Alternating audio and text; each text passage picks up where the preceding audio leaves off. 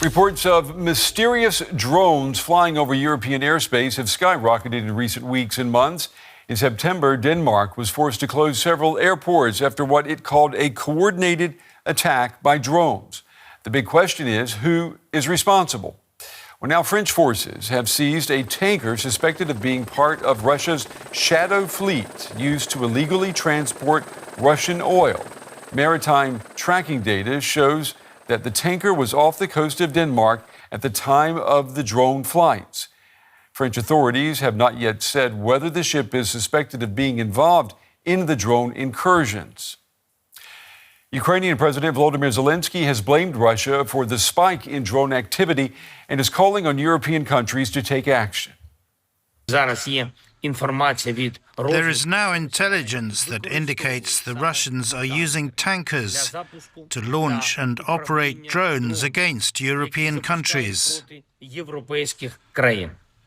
This is yet more evidence why the Baltic Sea and other seas must be closed to Russian tankers, at the very least to the shadow fleet. We are in a confrontation with Russia, which for several years has been a very aggressive actor in our informational space. We have seen it in the context of elections and elsewhere, multiplying cyber attacks, launching a war of aggression in Ukraine, using nuclear threats, and now, as we clearly see, provoking in aerial spaces.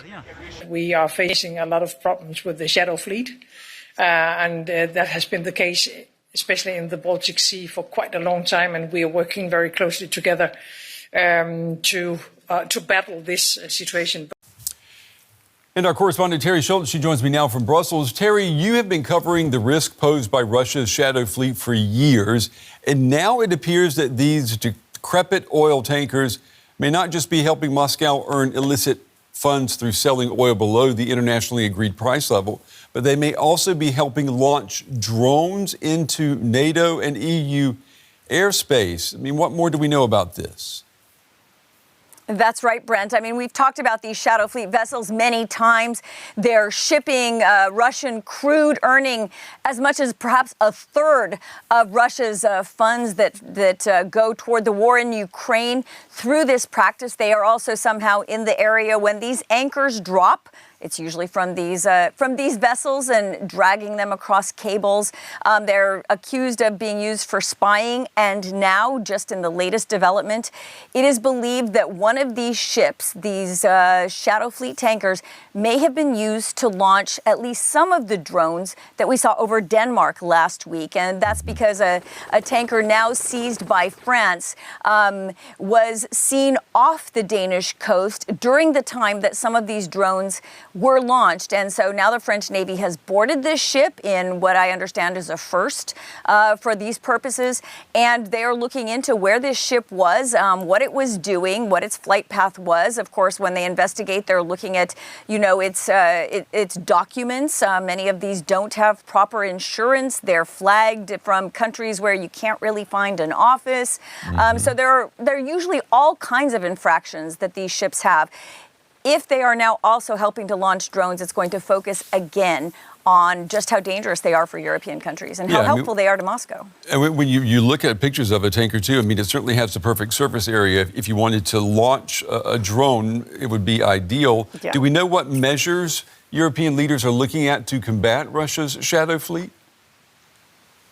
Well, just the fact that the French Navy has boarded this ship shows that more aggressive tactics are being used. Remember, last year around Christmas, for the first time, Finland seized one of these ships after it had dragged its anchor over some cables, some very important cables.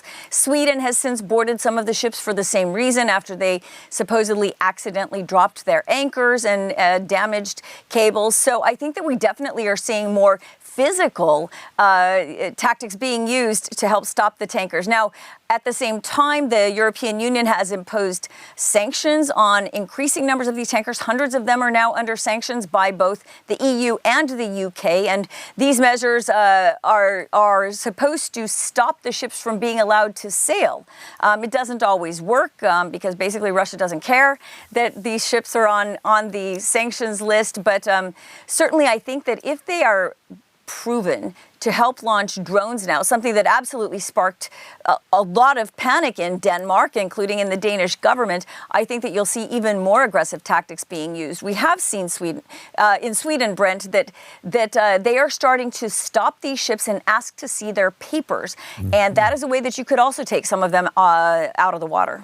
Yeah, I mean, I guess to Russia's credit, they could say, you know, these are tankers. I mean, they have plausible deniability rights here. These are not vessels meant for launching drones. That said, how confident are European leaders that Russia is responsible here? Well, when it comes to the Shadow Fleet tankers, Russia often says it's not responsible because they're not sailing under Russian flags. The insurance companies are not often Russian companies, so they act like these ships have nothing to do with them. They're usually carrying Russian crude. They're usually either leaving a Russian port or headed to a Russian port. But, yeah, they deny having anything to do with them. So it will be interesting to see if there are further sanctions put on these ships.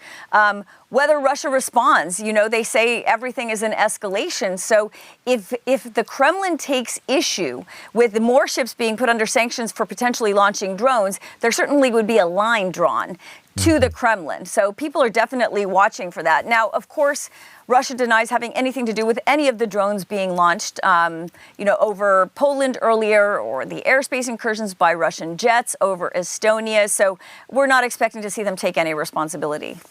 And let's talk about the drones that do get launched and that do make it into European airspace. I know that the European Commission, backed by NATO and by Ukrainian President Zelenskyy, that they're touting this idea of what is known as a drone wall. I know not everyone thinks that this is feasible. Let me ask you, how feasible is a drone wall?